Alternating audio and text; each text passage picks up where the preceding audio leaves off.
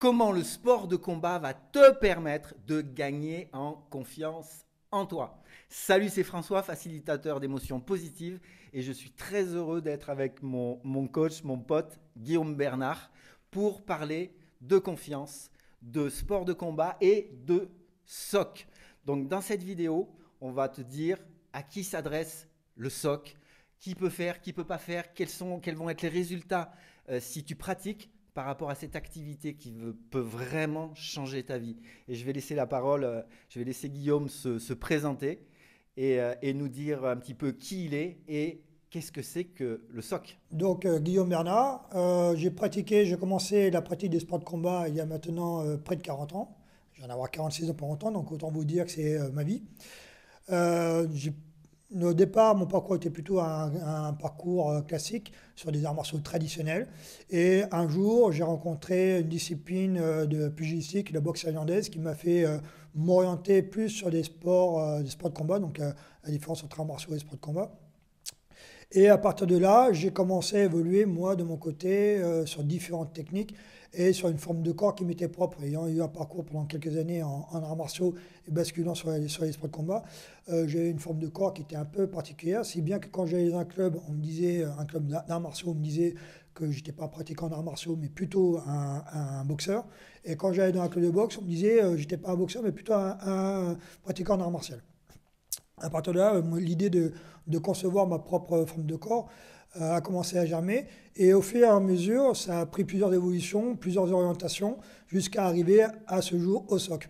Alors pourquoi le SOC? Tout simplement en étant déjà moniteur dans l'armée de terre, donc les techniques d'intervention opérationnelle rapprochées, donc tout ce qui est combat corps à corps, et travaillant pour l'administration pénitentiaire, j'ai pu m'apercevoir au travers de mes élèves et au travers de mes formations donc au travers de mes élèves, je parle d'élèves issus des milieux des forces de sécurité intérieure, donc police, gendarmerie, militaire, qu'à la base on avait tous un point commun, c'est qu'on était tous formés en école, mais qu'au-delà de cette formation au niveau école, on n'avait plus rien. On avait juste des recyclages une fois par an et encore quand on pouvait le faire. Donc j'avais envie de créer une synthèse de tout ce que moi j'avais pu apprendre à la fois au niveau des arts martiaux, à la fois au niveau des sports de combat et à la fois au niveau des techniques d'intervention ou des techniques opérationnelles militaires. Faire une synthèse de cet ensemble de techniques-là pour proposer aux professionnels des forces de l'ordre une méthodologie, une forme de corps qui pouvait être pratiquée dans un club pour pouvoir qu'ils s'orientent, qu'ils s'entraînent et dans le respect des déontologies, des techniques enseignées en école et de la déontologie liée à nos métiers, sur des techniques d'intervention. Et l'idée a refait surface plus récemment avec tout ce qu'on pouvait voir au niveau des pseudo-violences policières. Et donc on entendait beaucoup pendant un temps au niveau des informations, on voyait des policiers à plusieurs sur un individu, ne sachant pas toujours réellement comment maîtriser cet individu, donc en s'y prenant à plusieurs pour éviter de le frapper. Et au niveau du public et au niveau des gens qui filmaient aux alentours, ça devenait de la violence policière. Regardez, ils sont à 5 sur un gars, ils sont à 5 sur un gars pour ne pas frapper le gars, en réalité. Et avec cette fameuse aussi, ce qui s'est passé avec cette fameuse clé d'étranglement. Alors, là aussi, c'est un terme que j'avais appris aux informations, parce qu'une clé, je sais ce que c'est, un étranglement, je sais ce que c'est. En 40 ans de pratique, je n'avais jamais entendu ce terme-là de clé d'étranglement, mais bon. Et donc, avec tout ça, je me suis dit, il faut créer quelque chose pour éradiquer tout ça et commencer à arriver sur des techniques vraiment avec le respect des déontologies. Alors même s'il y a plein d'arts martiaux de self-défense différents qui existaient, comme le Krav Maga, qui fonctionne très très bien, mais qui n'avait pas forcément une riposte adaptée par rapport liée à ces métiers de la sécurité. Et moi, je voulais vraiment rester dans le cadre légal, à savoir notamment le 122-5 du Code pénal, donc la légitime défense qui stipule que la riposte à une atteinte doit être nécessaire, simultanée et proportionnelle à l'agression. Et je trouvais que le Krav Maga, dans cette dernière notion de proportionnalité, ne correspondait pas totalement à ce qu'on pouvait rechercher quand on est force de l'ordre. Et donc, on a développé des techniques, ou en tout cas, on a vraiment synthétisé des techniques et gardé des techniques qui pouvaient être efficaces, applicables en terrain, en uniforme, en équipement, et en restant proche de la déontologie et du cadre légal, donc en employant un minimum de coûts et en maîtrisant le plus rapidement possible un individu afin de l'extraire. Voilà pour cette partie-là. Donc là, tu évoques spécifiquement le développement par rapport au FSI, aux forces de sécurité intérieure. Oui. Là, ce qui va peut-être intéresser les auditeurs, c'est quid des particuliers, des femmes qui subissent parfois des violences, et comment est-ce que c'est adapté justement à un public qui n'est pas un public de professionnels déjà formés à certaines choses. Alors justement, donc, dans le SOC, donc, comme tu as dit tout à l'heure, SOC, synthèse opérationnelle du combat au corps à corps, il y a quand même synthèse des techniques de combat, issues, comme je l'ai dit, des arts martiaux, du civil et des techniques d'intervention ou militaires, et combat au corps à corps. Et dans cette notion-là, j'ai voulu l'ouvrir au public le plus large possible. Donc tout ce qui est, on va dire, technicité avec des armes ou des techniques opérationnelles avec de la triangulation, de la palpation, du muotage, c'est des stages qui sont réservés uniquement aux forces de l'ordre. Mais tout ce qui est après combat au corps à corps proprement dit, donc des techniques de défense au corps à corps, puisque le SOC s'agit vraiment de techniques de défense, cette partie-là est ouverte au public au plus large du terme. Donc, si bien que c'est ouvert donc, aux ados qui peuvent être persécutés à l'école, qui peuvent être victimes d'harcèlement, au public féminin qui ont pu subir des agressions ou des violences conjugales.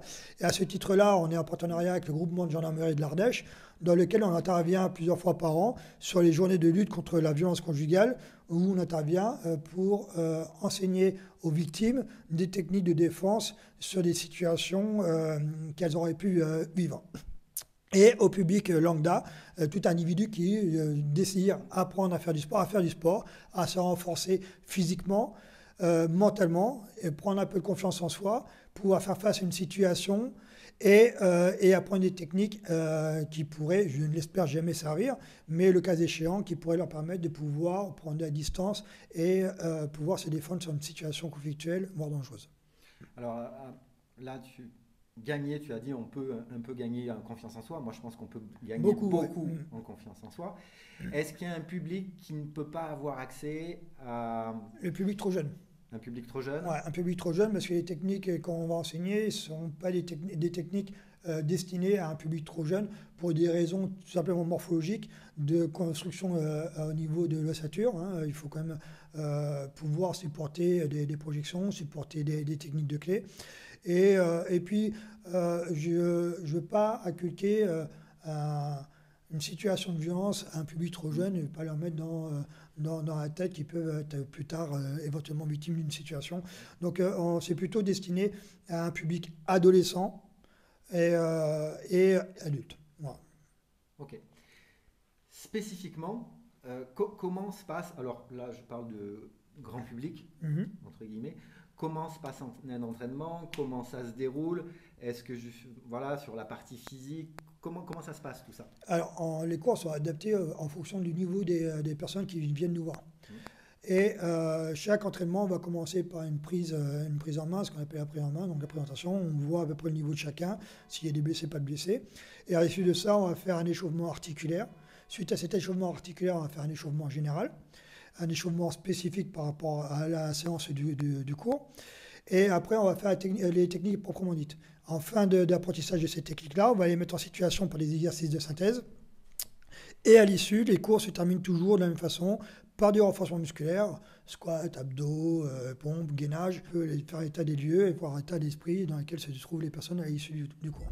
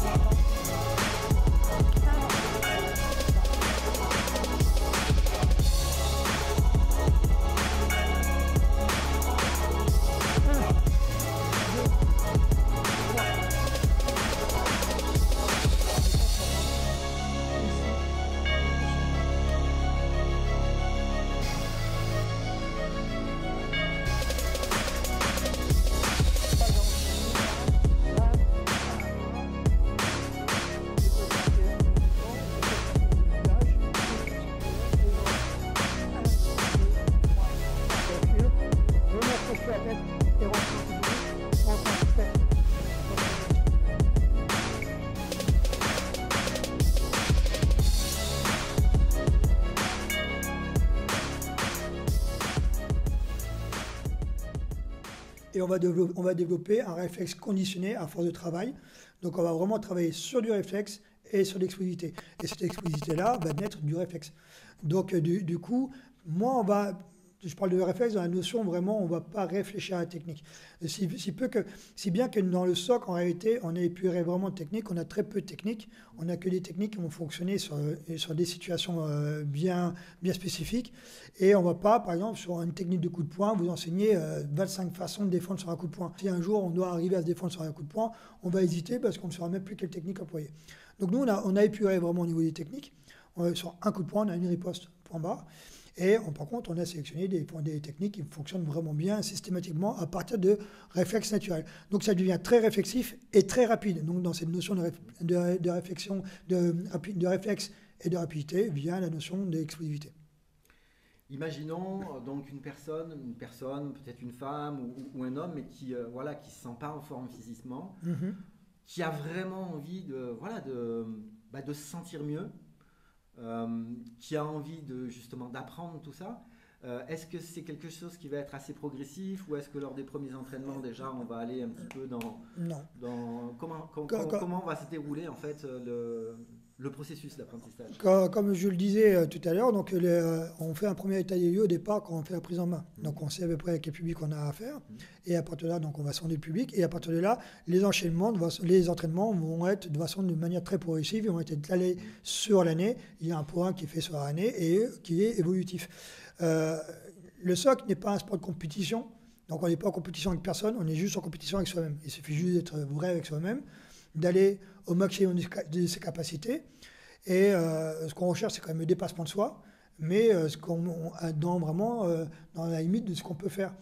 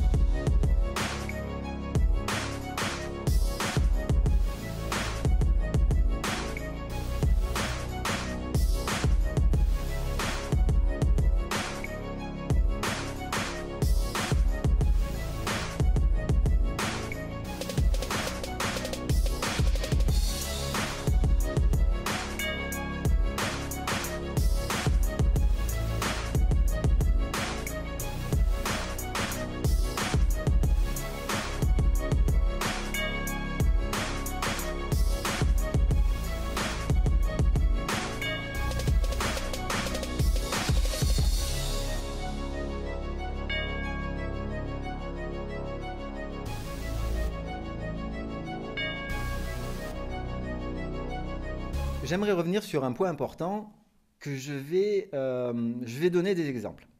Le premier exemple, c'est, imaginons quelqu'un qui va passer dans une rue sombre, pas sombre, peu importe, et avec une bande d'individus qui ne sont pas forcément d'allure recommandable. Et vous avez cette même personne qui va passer 50 fois, et à chaque fois, ça va bien se passer. Deuxième cas, vous avez la même personne physiquement, les habits, etc., qui va passer dans cette rue une fois, deux fois, trois fois. Et à chaque fois, cette personne va se faire emmerder, voire se faire agresser. Comment est-ce que ça peut se passer? Moi, j'ai la croyance que c'est ce que nous émettons, c'est ce que nous vibrons.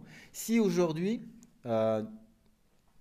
tu te positionnes dans une posture de victime, si tu as peur, comment est-ce que tu crois que ce que tu vas dégager comme énergie, va être perçu par certaines personnes. Donc j'aimerais avoir ton avis là-dessus, parce que pour moi, et dans ce que permet, euh, grâce aux entraînements, le SOC, c'est justement de transformer cette vibration.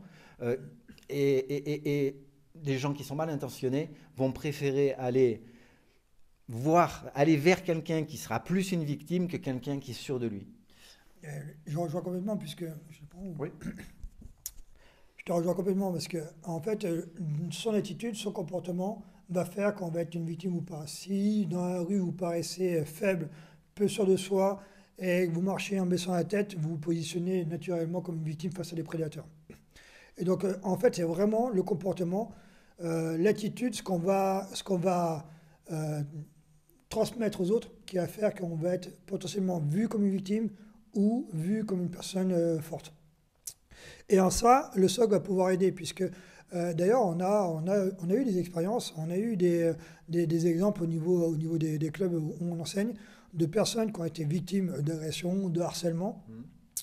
pour leur physique, pour leur attitude, qui sont venus s'entraîner chez nous. Et on a vu tout au long de l'année une progression tant sur l'attitude, par une prise de confiance, une prise de confiance qui venait à l'issue des entraînements, par une prise de conscience de leur capacité, de ce qu'elles pouvaient faire, et de cette prise de conscience, donc il est venu une prise de confiance et une attitude, une posture qui était complètement différente. Et c'est la même personne qui n'osait pas parler, qui n'osait pas regarder les gens, qui marchait vraiment à tête baissée, à fur et à mesure, et oser affronter d'autres personnes, des adultes, des personnes qu'ils ne connaissaient pas.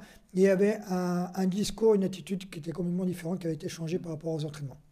Oui, et puis par rapport à ça, en fait, si on met le mot peur d'être agressé, peur d'avoir une agression, toutes les cellules de notre corps vont vibrer de cette manière-là.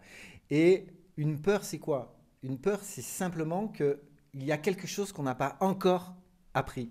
Et en matière voilà, de sérénité, de se sentir en sécurité quand on se promène, quel que soit l'endroit, le fait de savoir que, en fonction de certaines réactions, nous allons être en mesure, déjà, le premier point, c'est d'observer et parfois d'ailleurs de faire un détour, parce que la première des défenses, c'est la capacité à observer aussi. À observer et à Mais, prendre la fuite.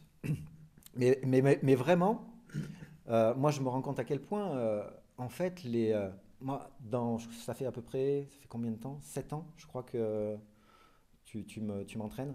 Ouais, c'est un petit moment. Hmm. Je me souviens plus exactement, mais oui, c'est quelque chose comme ça. On est en 2015, je crois qu'on a commencé. Ouais. Et je me rends compte à quel point, en fait, ces techniques, toute la partie physique, tout ce renforcement du mental permet de se sentir vraiment bien, quoi. Est-ce que il y a différents supports alors déjà pour venir s'entraîner, il y a différents moniteurs, il y a différents clubs. Tout à fait.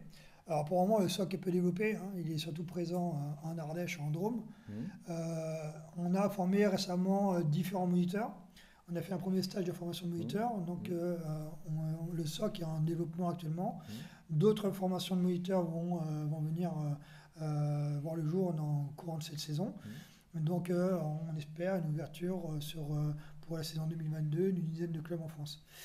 Ensuite, sinon, au niveau du support, il y a des chaînes YouTube, il y a une chaîne TikTok, il y a un livre qui existe, et il y a un DVD qui a été tourné aussi sur une approche d'un moyen de défense avec un stylo.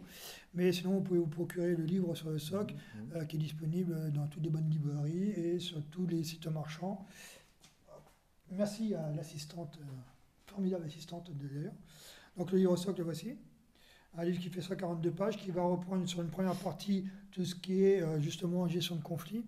Mhm. Donc la gestion de conflit, la situation du stress, la gestion du stress, les pièges à éviter, les signaux annonciateurs d'une agression, le cadre légal. Et puis après, il y a environ, je dirais, 120-130 pages consacrées à la technique, donc avec beaucoup d'images sur les techniques en fonction des situations. Ce livre, vous pouvez le trouver dans n'importe quelle librairie, mais aussi sur les chaînes, sur les sites marchands comme la Fnac, Mhm. Cultura, Amazon, et ainsi de suite. Mhm. Voilà. Et à Villeneuve-de-Berg, la Et avec le librairie, débat, du coup, ouais. autant retrouver. Voilà. Donc, dans la description, il y aura un lien si tu as envie d'aller voir la chaîne du SOC. Tu as différents thèmes de vidéos et ça va déjà te donner une idée. Ce livre, si tu en fais l'acquisition, va aussi te permettre de te rendre compte de certaines choses et de peut-être te dire, bah, tiens, ça c'est peut-être pour moi. Et je mettrai le lien aussi de ton site internet ou de ta chaîne YouTube de coach, parce que je sais même plus tout ce que tu es, parce que voilà. Je suis titulaire d'un brevet d'État en éducation, comme éducateur en activité pugilistique, option sport de contact, d'un BMF 3 en sport de contact, d'un BMF 2 en pancrace, contact défense et kickboxing, du diplôme d'instructeur fédéral à la Fédération de karaté, du diplôme de moniteur de char à l'armée, du diplôme d'instructeur ASP, donc pour le bâton télescopique, et puis après plusieurs titres de champion de France, de vainqueur de Coupe de France dans différentes disciplines, et un certainement 6e dan dans une fédération et 5e dan en full contact. Bah écoute, merci coach, merci Guillaume. Si vous avez des questions à poser, vous posez vos questions ou vous me les posez à moi, vous les posez directement à Guillaume, vous aurez ses coordonnées, donc les liens pour le contacter juste dessous. J'espère que cette vidéo va vous permettre de percevoir certaines choses différemment, peut-être d'avoir certaines réponses. J'espère aussi que ça vous donne envie voilà, et si j'osais pratiquer, et si j'osais essayer. Parce que moi, je vois tellement de personnes qui sont en fait tellement bloquées dans leur peur qu'ils n'osent pas. Et quand elles franchissent cette étape d'avoir osé, et ça devient plus fluide. Bien entendu, c'est comme tout. C'est-à-dire qu'à un moment, ça demande à bosser, ça demande à travailler, ça demande de répéter des techniques. Et c'est possible, c'est quelque chose qui est vraiment possible. Je te souhaite une belle journée. N'oublie pas, mets un petit pouce juste dessous et je te dis à très vite. Ciao, ciao. Même un grand pouce, ça va dépendre de la taille de ton pouce en fait. Ciao les amis.